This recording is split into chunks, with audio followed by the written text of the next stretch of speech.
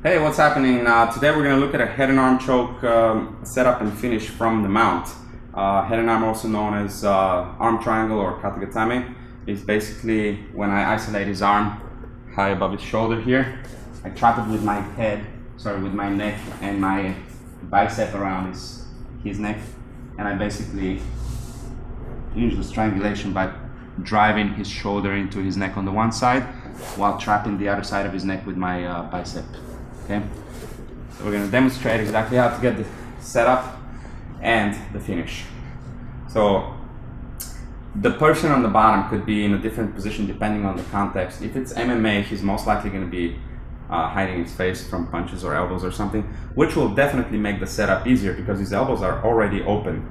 Okay, it's not tight in here where I need to start pushing and isolating the arm up and high. He's already in a position for me to start working the head and arm. Okay, so that's why in MMA you see that choke pretty often.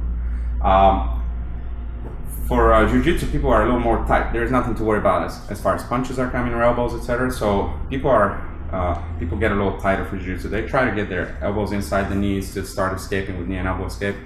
So what we need to do is we're going to look at it in the context of jiu-jitsu, of course, and we're going to start working the arm first towards the floor. Okay, so we're going to go with a cross grip. In this case, I'm going to be attacking his left arm, so I'm going to use my left arm. In other words, a cross diagonal cross grip. I'm going to get palm up onto his wrist right here and start driving the arm down towards the floor using my body weight. I'm not trying to push it this way or anything like that. Stay a little tighter, please. I'm going to use my body weight down. Okay, as you can see, the wrist falls to the floor and gets pinned. Okay, I can aid myself with my second hand. Now, from here, I'm going to repin it and leave only one hand on the wrist. The other one is going to go around the neck and connect here. Now, I have his arm trapped sort of like we do in Americana, but we're not on this side of his head and we're not going for the straight submission here. From here, what I'm doing is I'm taking this arm and I'm going to put it underneath his elbow, palm facing outside, not in, but outwards for now. I need to start bringing that elbow above his shoulder line. Okay, his elbow most likely is going to be below his shoulder line, and it's going to be very hard to just lift it up. Okay, we don't want that. We want to go methodically here. So I'm going to start finger walking with my palm firm on the floor. I'm not doing this because I have no friction. My palm is on the floor and I finger walk. Once his elbow reaches past the shoulder line, this is his shoulder line here, his elbow needs to go above the shoulder line. Once he goes above the shoulder line, I'm going to start driving, finger walking towards his head. So I'm going in a circle like this. I'm not going straight up, I'm going this way. My hand on this side, the one that's wrapping around the head, is now going to connect in the armpit. Okay, and the other hand that was crawling, get a little tighter please. The other hand that's crawling is going to go onto my own elbow on the other side. Okay, now I'm looking to put my chin on this side of his elbow. Okay, it's here right above his head. I'm looking to bring it here and block his arm. Only now I can release, do a V grip on this side to block. Now I can release with my chin, bring my head low, accommodate myself lower, get a gable grip and open up my elbow just in case he starts bridging this way. Okay, if I don't and he bridges this way, he might be able to roll me. Okay, or I might have to spike my head down and create space here. Instead, I'm going to open up my elbow when he bridges now. It makes it very much harder to get anything effective. From here, I'm going to dismount first. We'll show it in two variations, when I dismount and when I stay in the mount. I'm going to dismount by swiveling my foot back heeling towards my butt here and blocking on this side. So I'm doing like a knee on belly kind of thing for the dismount. Right here, my other leg sprawls down. Now what I want to do here, my goal is to drive my chest into his shoulder, thus driving his shoulder into his neck on the one side, and my bicep is on the other side of his neck. Okay, so I'm right here driving this way. Okay, this is going to be the way to finish. So again, we're going to look at pinning the arm, going around, climbing. Once the elbow reaches past the center line, we're gonna let go with this arm, connect the armpit, keep moving. Now I'm gonna connect with my other elbow. Now this arm is secure. Try to pull your arm out. It's pretty safe here, okay? Now I need to put my chin on this side of his tricep, right here. Now I'm blocking the arm so I could release, try to get the arm out. I can release this hand, block again.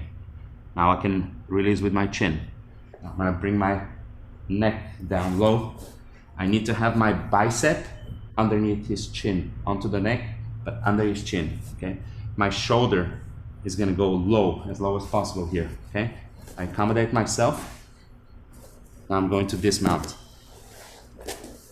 I dismount this way. Swivel, hook, and now what I'm gonna do is turn my hips towards him. That's gonna turn my chest into his shoulder.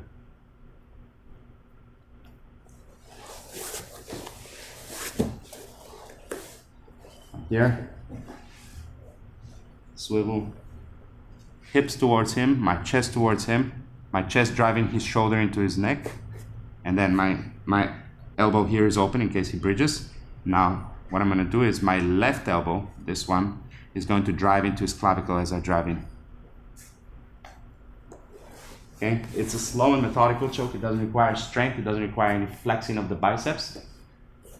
So it's basically my body weight driving into his neck. One more time. Go with a cross grip. Put the arm on the floor. Rip in with the same side grip. The arm that was cross gripping goes around the neck.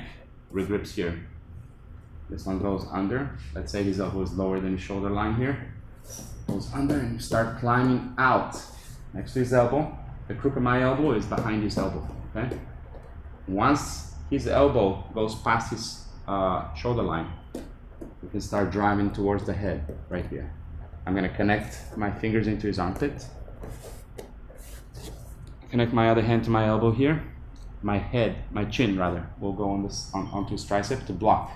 Now I can release, reblock, bring my head low, replace my hand with it.